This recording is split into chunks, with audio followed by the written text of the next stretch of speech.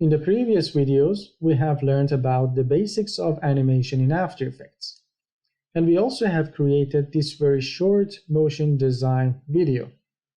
Now in this video, we will learn about how we can export our composition and how we can actually render it as a video file. We can export our After Effects composition into different file formats. For example, we can export it as a video file. We can also export it as an image sequence, or we can also export it only as an audio file. Aside from these, there are different ways to export our composition in After Effects. In this video, I'm going to talk about my favorite way to export After Effects composition, which is through Adobe Media Encoder. To export our video composition, we go to the File menu, then go to Export, and click on Add to Adobe Media Encoder Queue. As you can see, when I click on this, Adobe Media Encoder starts to load on the screen, and our After Effects composition appears on the queue window in the Adobe Media Encoder. Now here on the queue window, we have a number of options. For example, we can change the format of the video. So if I click here, you will see that we have access to all these different formats and codecs. So for example, we can export our video as an animated GIF. We can also export it as an uncompressed AVI file, which is the standard for Windows. We can also export it as a QuickTime movie, which is the standard for Mac computers. But I suggest that you choose the H.264 in most cases. H.264 is a video compression technology or codec which is used for streaming videos. For example, the videos that are supposed to be uploaded to YouTube, Vimeo, Facebook, and so on.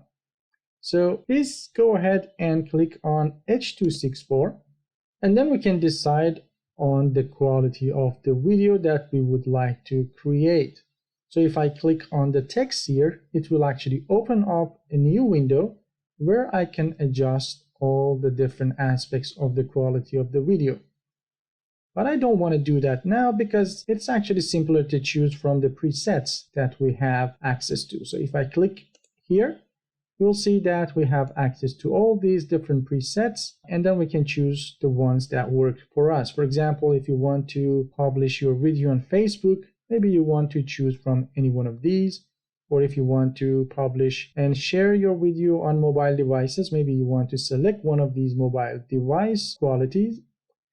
Similarly, you can choose from these Twitter ones and Vimeo, and also you can select from these YouTube presets.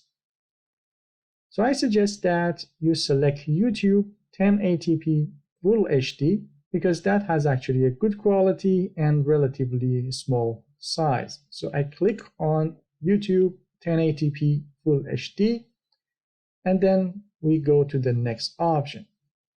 The next option is the output file. So if I just click here, it will open up this window, the Save As window, where I can decide where I want to save my video file.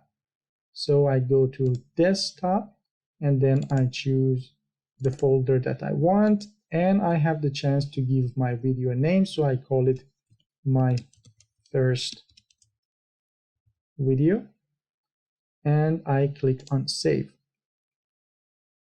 And now what I should do is click on this play button over here, the Start Queue button, and as soon as I do that, as you can see below here, the video starts to render.